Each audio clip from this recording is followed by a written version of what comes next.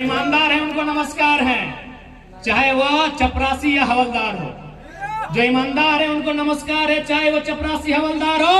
और जो बेईमान है उनके लिए गजार है। हम लोग सीधे गजार में। कौन सा देश प्रेम भाई? विधायक जी आके बोलेंगे हम गरीब का बेटा है, सर्व गरीब के जितना बड़ा भैयार के खेत ना तो बाथरूम हो।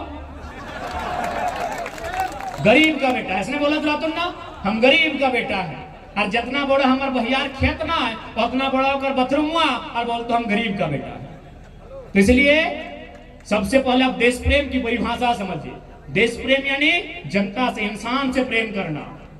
हम प्रेम सबसे ज्यादा किससे करना? ठीक है, तिरंगा, राष्ट्रगान दूसरे स्थान पर, पहले स्थान पर इंसान से प्रेम कीजिए। क्योंकि भावनाएं आहत इंसान की होती है, दर्द इंसान को होता है, पीड़ा इंसान को होती है।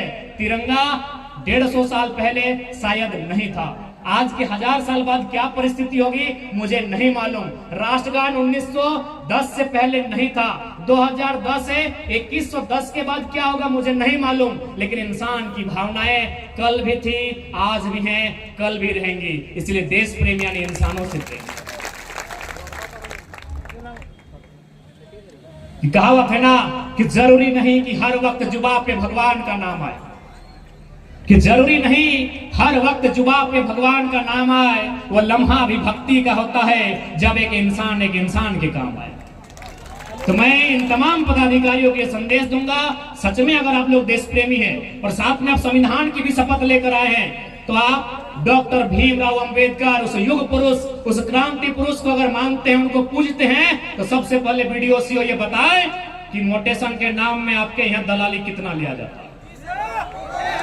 आप बताएं, आपको बताना होगा। ये अंबेडकर का भारत नहीं है, ये अंबेडकर का भारत नहीं है, ये कलाम का भारत नहीं है, ये गांधी का भारत नहीं है। अरे आपकी तनख्वाह 50,000 है, आपकी तनख्वाह 75,000 है, उसके बाद भी उस निरीह प्राणी, एक गरीब गांव के मजबूर लाचार व्यक्ति से आप 20,000 रुपया किस मुंह से मांगते हैं हमें बताइए, और किस मुंह से आप संविधान की शपथ लेते हैं हमें ये भी बताइए।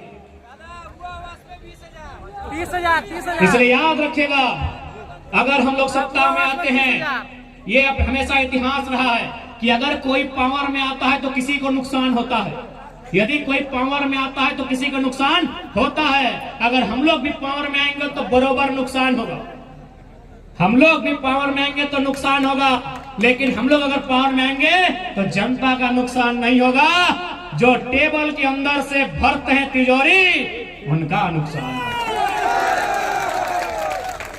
जो ईमानदार है उनको नमस्कार है, चाहे वह चपरासी या हवलदार हो। जो ईमानदार है उनको नमस्कार है, चाहे वो चपरासी हवलदार हो। और जो बेईमान है उनके लिए गजार है। हम लोग सीधे गजार में फेंक देंगे उठा के।